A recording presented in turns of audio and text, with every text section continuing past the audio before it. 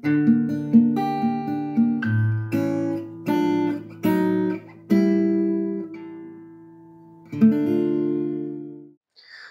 dia, boa tarde, boa noite, meus queridos telespectadores. Aqui quem vos fala é o Guilherme Góes. Eu me chamo Gabriel. Nós somos os membros fundadores do Grupo Reintegrados, grupo de estudos dedicado à disseminação da cultura e do conhecimento. Como sempre, a apresentação do conteúdo que vai ser apresentado hoje fica com o Gabriel. Gabriel, a gente vai falar de quem mesmo?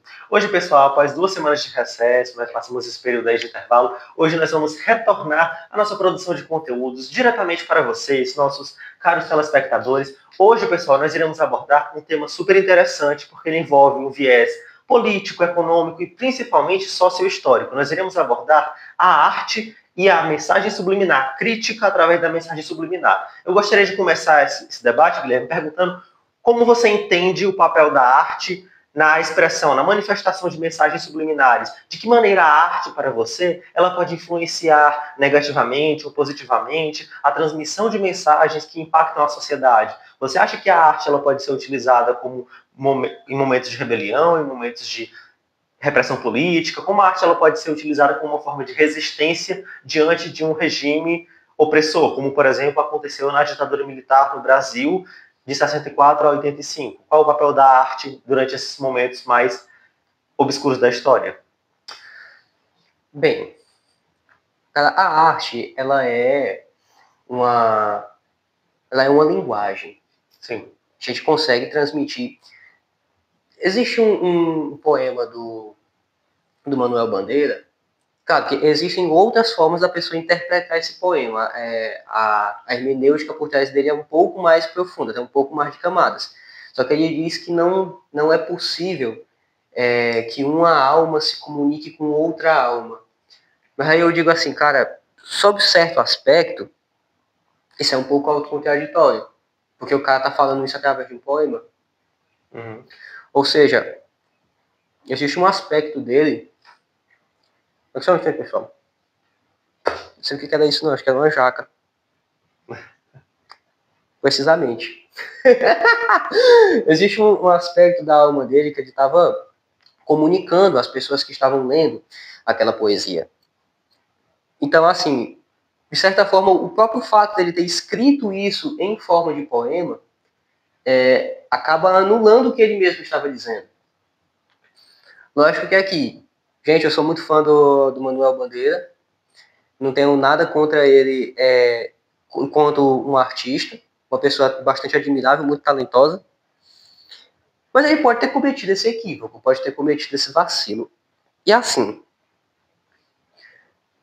o indivíduo, o ser humano, tem uma força transformadora muito grande.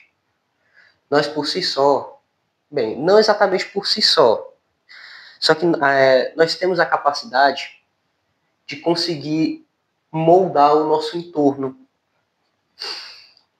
E, evidentemente, apesar de que os seres humanos tenham um lado animal, um lado que pode ser domesticado, que pode, muitas vezes, na maioria das vezes, vai estar agindo de acordo com o que é o padrão dentro das massas, dentro da sociedade em que ele está vivendo, a nossa alma ela tem um aspecto que é livre e que a gente tem uma autonomia de tomar decisões que vão de encontro com aquilo que é o padrão. A gente tem a capacidade de fazer isso. Muito diferente do que acontece com os animais.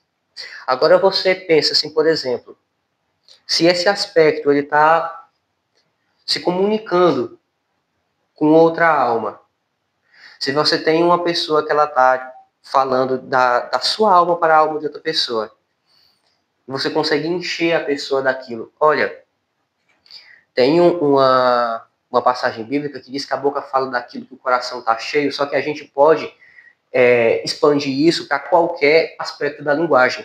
A gente pensa, por exemplo, segundo a teoria... Agora me fugiu da mente qual era o sociólogo. Eu não me lembro se era o Emile Durkheim ou se era o Max Weber. Como era a teoria? Oh, meu Deus do céu, que toda que toda a atitude que a pessoa toma, ela tem uma influência social, é como se fosse uma espécie de arte que a pessoa ela está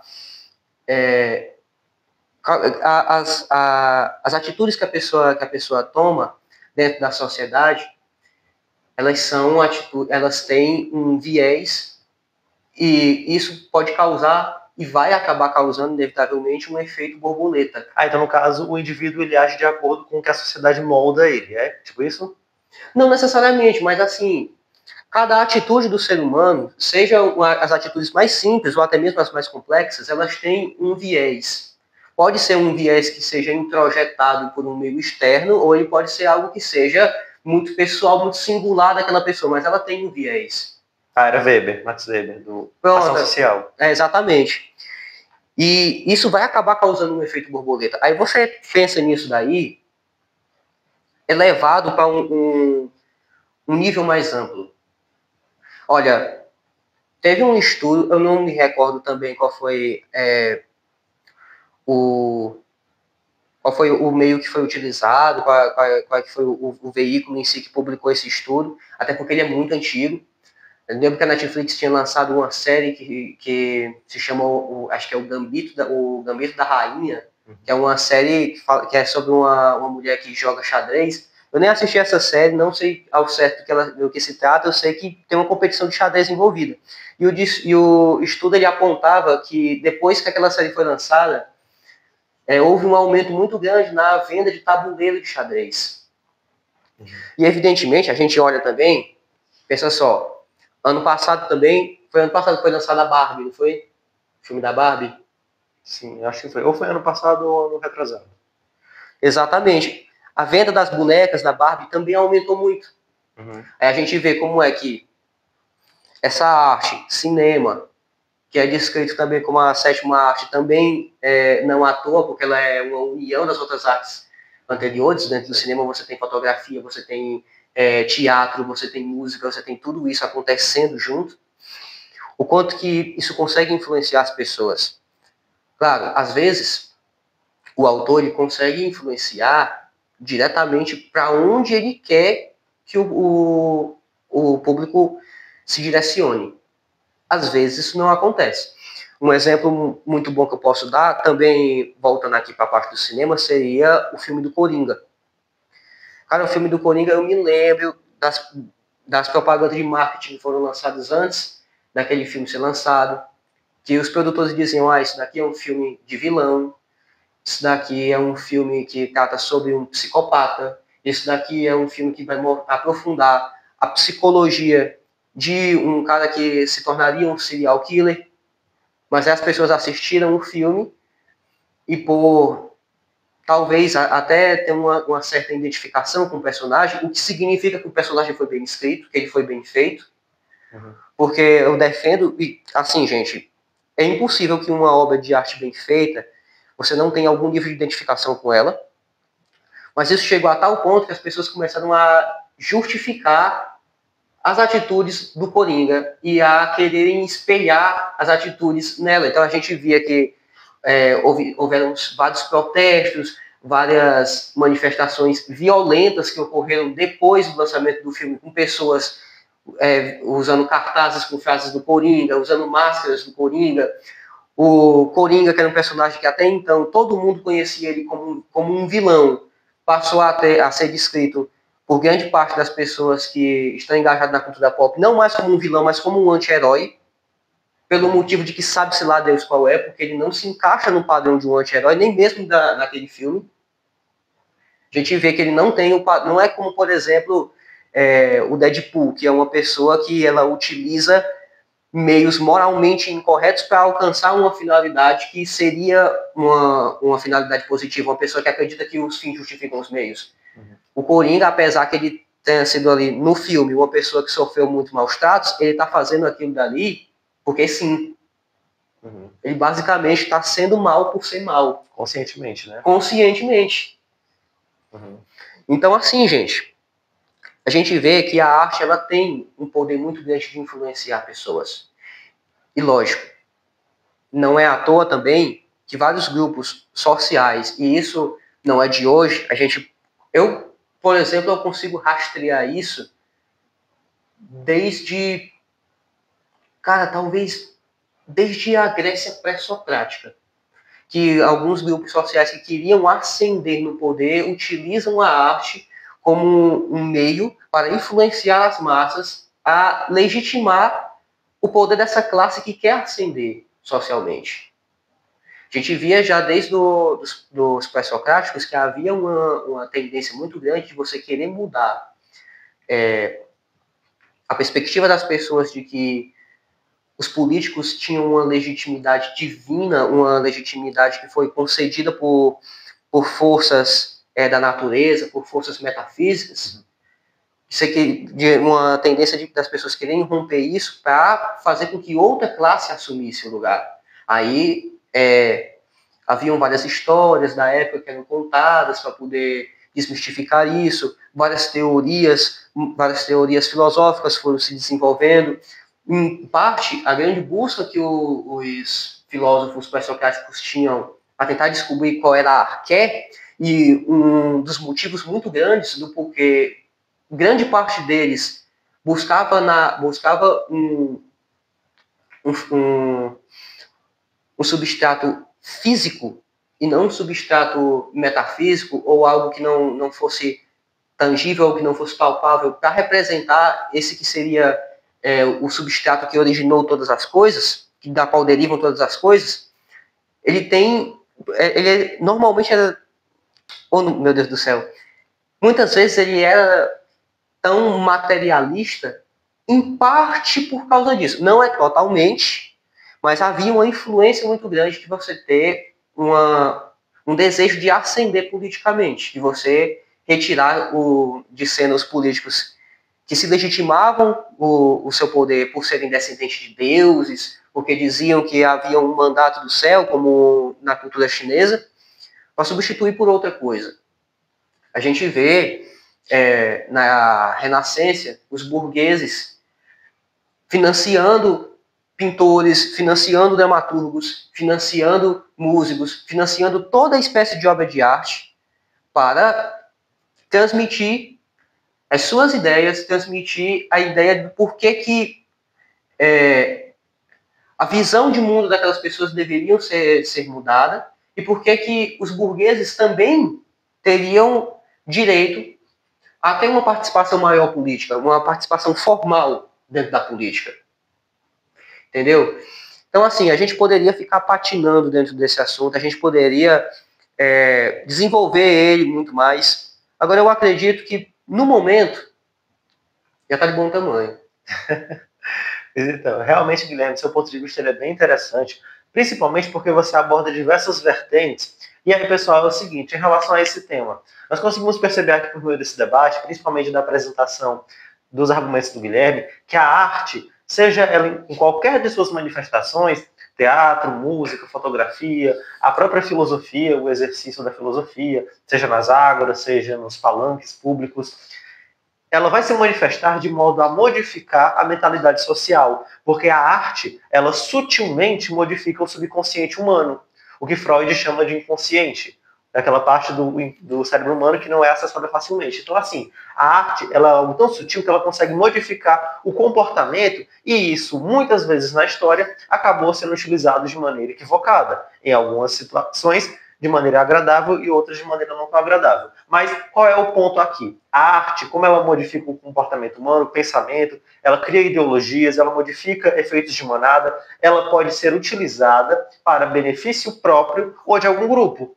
de maneira que possa movimentar todo um grupo social em prol de sua própria alavancagem, como foi na burguesia, como foi na Revolução Industrial, como foi todo aquele processo de séculos que levou à burguesia. Arrancou a burguesia ali do terceiro estado da Revolução Francesa e levou ao topo, abandonando monarquia, extinguindo nobreza também. Então, esse processo ele aconteceu de uma maneira em que houve a criação de uma pseudo-ideologia, uma ideologia coletivista, digamos assim, em que a burguesia levantava esse movimento de luta e acabava abraçando os braços da população, mas no final, quando chegou ao poder, acabou justificando seu poder por meio dessa levantada que ela conseguiu e deixou de lado o terceiro estado, deixou de lado o grupo que queria distanciar. Então, assim, a arte realmente, ela deve ser aproveitada, ela deve ser moderada também, e você deve entender, enquanto cidadão, enquanto apreciador da arte, que tudo que é feito, toda manifestação de arte, ela tem um propósito.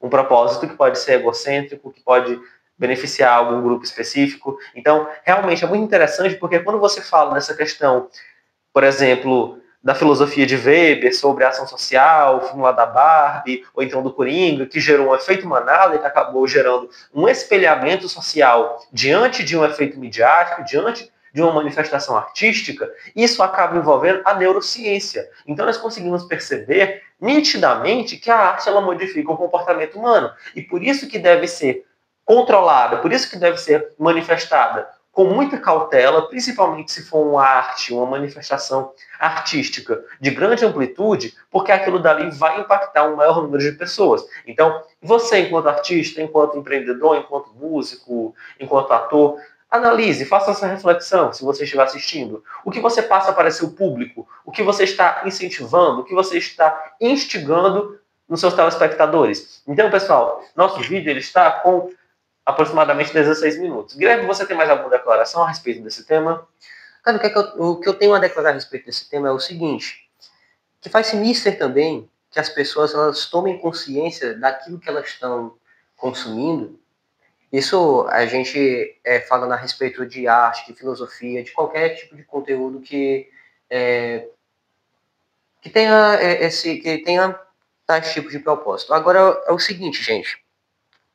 Inclusive, o estudo também das ciências humanas, principalmente da filosofia em si, ele ajuda muito a pessoa a ter esse sentimento, a ter essa sensibilidade para conseguir discernir do que é que o autor de uma obra, seja ela de literatura, seja um filme, seja uma pintura, o que é que ele está querendo transmitir. Bom, acho que a gente aqui do Reintegrados, a gente tem planos para o futuro. Por enquanto a gente está gravando aqui o mesmo formato de vídeo. A gente estava estudando isso já desde do ano retrasado, como é que a gente faria para estar ampliando o projeto. Em breve, se Deus quiser, se assim Deus nos permitir, a gente vai estar trazendo também conteúdos que abordam especificamente, de forma mais aprofundada, as artes em si, seja as artes de maneira mais em geral, seja voltado para um nicho específico, como por exemplo a cultura pop. Olha que eu já prometendo coisa aqui pro pessoal. Então, criando assim, gostinho na prévia, né? Então assim, pessoal, também se você quiser aprender mais de filosofia, se você quiser também não perder esses conteúdos que em breve vão estar chegando, não se esqueça de se inscrever aqui no canal, não se esqueça também de dar uma olhada na nossa página no Instagram, @Grupo Reintegrados, e dá uma olhadinha no meu Instagram também, pessoal, Guilherme F145, que eu estou postando ali regularmente minhas obras de arte também, para você que quer conhecer a minha vida enquanto artista. No mais, é isso, né, Gabriel? Pronto, é isso, pessoal. Agradecemos a atenção. Espero que vocês estejam bem. Tenham um bom dia, uma boa tarde, boa noite. E até a próxima. Tchau, tchau, pessoal. Tchau.